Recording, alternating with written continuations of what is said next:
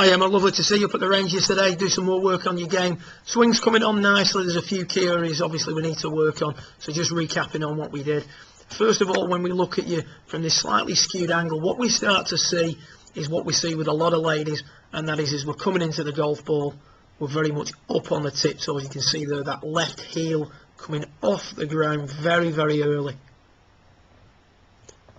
A lot of that is to do with offsetting the mass of the golf club. That golf club starts to feel very, very heavy at about this point. We push up off the ground, and that's a desired move. We've not got a problem with that move, but we need to do certain things to offset it. And a lot of it with a lady golfer is the wrists aren't strong enough to maintain the angles. The angles start to get thrown away very early, so we get up on the tiptoes to stop the club digging in the ground. One of the issues we do have though is when we're getting up on the tiptoes, the hips are not moving forward enough. All they're doing is pretty much clearing, very, very open with the hips at this point here. As a result, quite open with the shoulders as we come through impact, and all in all, not very desirable if we want to hit a draw shot.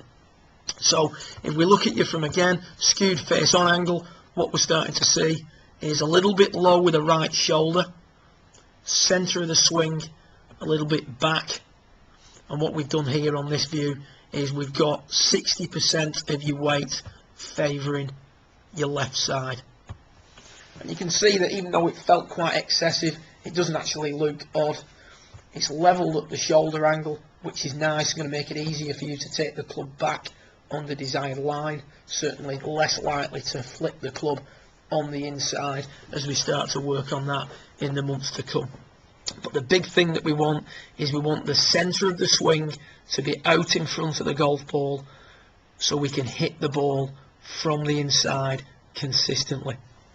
So we take a little look at you here now in your original swing. Weight moves back a little bit too much in the backswing. As you start down, the left leg just starts to straighten very early, pushing that left side up, getting you stuck underneath it, and then from there you've got to throw the hands at it coming through impact. The arms and the body disconnect quite early and give that very high looking finish with very little extension. I'm just going to put down a line from your belt buckle. You can see there that the hips haven't moved very far forward during the downswing. So all we've done here is we've put a little bit more weight on your left side, 60% of your weight on your left side, trying to keep it there during the backswing so there's less of a move off the ball. As we start down now, you can see that we don't get on the tiptoe of the left foot. Left knee is straightening much more gradually, not quite as extreme. As we come through impact, we're grounded, we're not shooting up on the tiptoes, we're controlling the mass of the club better. As we now turn the corner at the bottom and start to come through, the arms stay connected for longer, stay on the body for longer. And again, if we just get rid of this line here, put a line down your belt buckle, that's illustrating that the hips have moved further forward for longer. It's a much tighter looking swing. We've got much better connection here between the arms and the torso.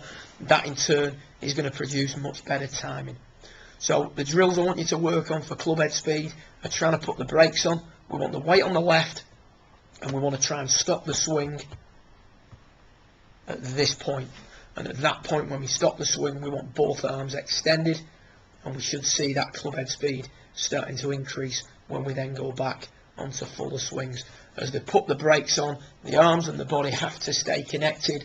Everything turns the corner better at impact, better coordination, more club head speed. As you stop the centre, the outside, if you will, the club head speeds up, and we get that whiplash effect, through impact. If we take a little look at you from down the line here, one of the things we want to work on as the months progress is the takeaway. We want to get the club rolling less on the inside, and we want to produce a more laid off top of the backswing position. But for now, what I'd like to see you do is work on this key aspect here, which is getting the weight a little bit more on the left, feeling like you're keeping it on the left during the downswing. So rather than moving the weight back and getting up on the tiptoes, we're going to move the weight forward, keep it forward, and get much more planted on that left foot coming into impact. Much more solid action, much more repeatable swing path, and a much more repeatable shot pattern. Good luck with it, and I look forward to seeing you again soon. Well done.